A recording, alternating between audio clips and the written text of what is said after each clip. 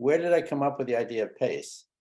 When I was looking for ways to describe the therapeutic relationship that DDP was trying to utilize and then teach other therapists, because it's somewhat different than a traditional therapeutic relationship. And I couldn't come up with, well, how do I do it? What is it about? What are the characteristics of it? Then I thought, my goodness, it's similar to how I related to my own kids when they were little, when they were infants and toddlers.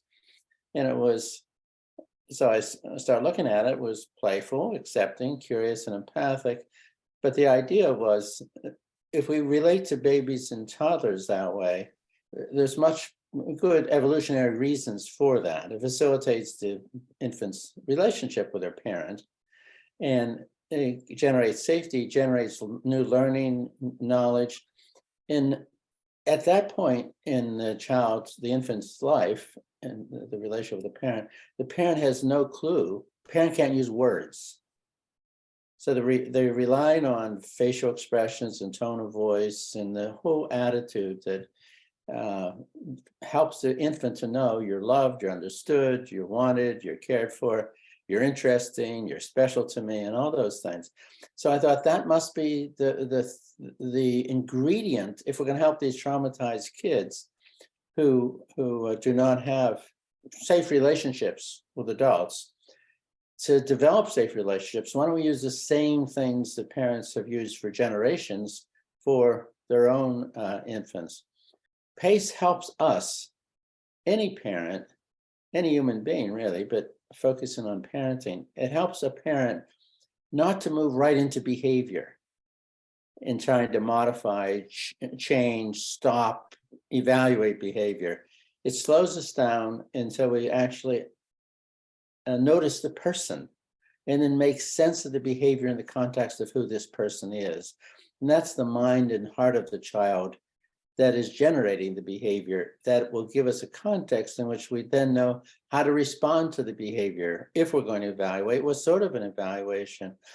And it gives the child a sense that, yes, we may be evaluating behavior, but it's in the context of unconditional love, unconditional acceptance, non-judgmental curiosity, empathy for your pain or distress that you're in, and a bit of lightness and playfulness that shows that our relationship is bigger and broader and deeper than any particular event.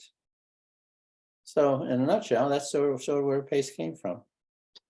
And as I'm listening to you talk, Dan, I'm thinking about me as a parent and how when my children were very little, sort of pre-toddler, how natural it was to have an attitude of PACE with them.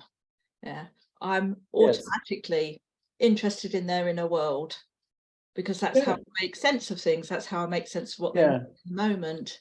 But I'm also noticing when I reflect back on my parenting, how easily it was for that to go to the background as the children got older, got more verbal, also got into more mischief. So obviously behavior does become a bit of a preoccupation. And, you know, just in ordinary parenting, how easy it is for PACE to sort of disappear into the background. It really, I'm truly, that's been my experience as well. As you say, as the kids get older, behavior, the need to socialize these kids so they can fit into the family and the community gets more and more important. And so we do have to focus on behavior. But as you say, it goes into the development of the relationship goes into the background. We forget what caused the development of a relationship.